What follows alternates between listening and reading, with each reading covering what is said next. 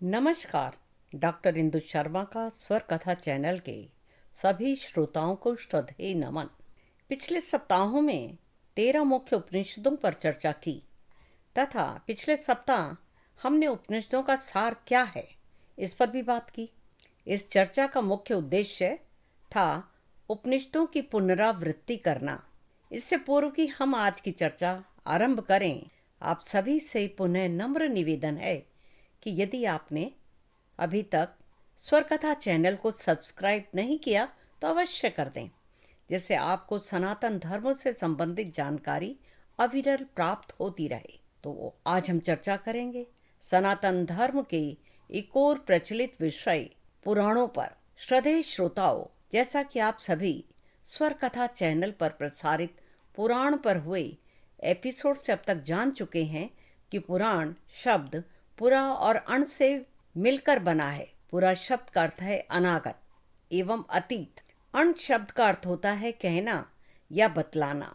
पुराण शब्द का शाब्दिक अर्थ हुआ प्राचीन आख्यान या पुरानी कथा या प्राचीन वृत्तांत। पुराण सनातन संस्कृति के एक ऐसे धर्म ग्रंथ हैं जिनमें सृष्टि से लेकर प्रलय तक के इतिहास के विषय में वर्णन किया गया। 18 पुराण बताए गए हैं। ब्रह्म पुराण, पद्म पुराण, विष्णु पुराण, शिव पुराण, भागवत पुराण, भविष्य पुराण, नारद पुराण, मार्कंडेय पुराण, अग्नि पुराण, ब्रह्म वैवर्तीय पुराण, लिंग पुराण, वाराह पुराण, स्कंद पुराण, वामन पुराण, कृमु पुराण, मत्स्य पुराण, गरुड़ पुराण, ब्रह्मांड पुराण। तो आज हम चर्चा करेंगे ब्रह्म पुराण पर। जी हाँ, एक और निवेदन, श्रद्धेय श्रोताओं, कृपया एपिसोड को अंत तक अवश्य देखें, जिससे आप हमारे महान ग्रंथों में से जो स्वर कथा चैनल के सौजन्य से जानकारी आप तक पहुंच रही है उसका आप पूर्ण लाभ उठा सकें। ब्रह्म पुराण सनातन धर्म के 18 पुराणों में से प्रमुख पुराण माना जाता है। इसे प्रथम पुराण भी मानते हैं तथा इसे महापुराण भी कहा जाता है। इस पुराण को आदि पुराण भी कहा जाता है और यह पुराण सब पुराणों में प्रथम और धर्म, अर्थ, काम और मोक्ष को प्रदान करने वाला है। इसमें 245 अध्याय हैं और लगभग 13,000 श्लोक। इस पुराण की कथा लोमहर्षण सूत जी एवं शौनक ऋषियों के संवाद के माध्यम से वर्णित है। ऐसा भी माना जाता है कि यह कथा प्राचीन काल में ब्रह्मा जी ने दक्ष प्रजापति को सुनाई थी। ब्रह्म पुराण के विषय में कहा जाता है कि एक समय प्राचीन काल में ज्ञान प्राप्ति की इच्छा से ऋषि मुनि नैमिषारण्य तीर्थ में एकत्रित हुए। कुछ समय पश्चात वहां सूत जी का भी आगमन हुआ। वे बहुत ज्ञानी ध्यानी थे।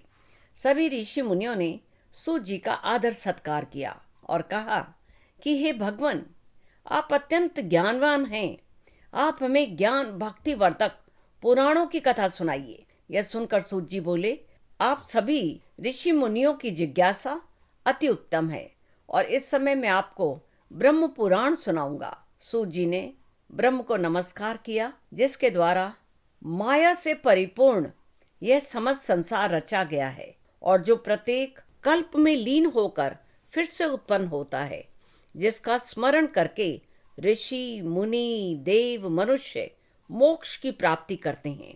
इसके पश्चात उन्होंने अपना व्याख्यान आरंभ किया। इस पुराण में साकार ब्रह्म की उपासना का विधान है। इसमें ब्रह्म को सर्वोपरि माना गया, इसलिए इस पुराण को प्रथम स्थान दिया गया है। ब्रह्म आदि होने के कारण इस पुराण को आदि पुराण भी कहा जाता है। ब्रह्म पुराण में सृष्टि के समस्त लोकों और भारतवर्ष का भी वर्णन किया गया है। इसमें सृष्टि के आरंभ में हुए महाप्रलय के बारे में भी बताया गया है।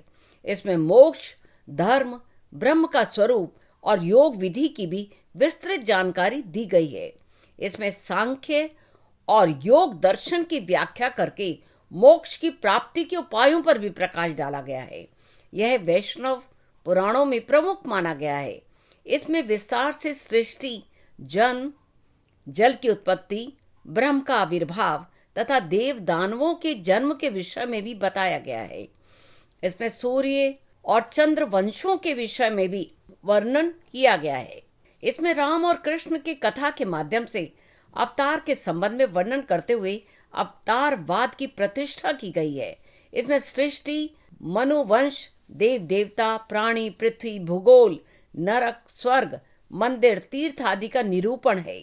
शिव पार्वती का विवाह, कृष्ण लीला, विष्णु अवतार, विष्णु पूजन, वर्णाश्रम, श्राद्ध कर्म आदि का भी विचार है। ब्रह्म पुराण का धार्मिक दृष्टि से यदि माने तो इसका बहुत अधिक महत्व है और साथ ही इसकी पर्यटन की दृष्टि से भी इसका महत्व है। आप सभी जानते हैं कि आज के युग में पर्यटन का आर्थिक दृष्टि से भी किसी भी देश के लिए कितना महत्व है।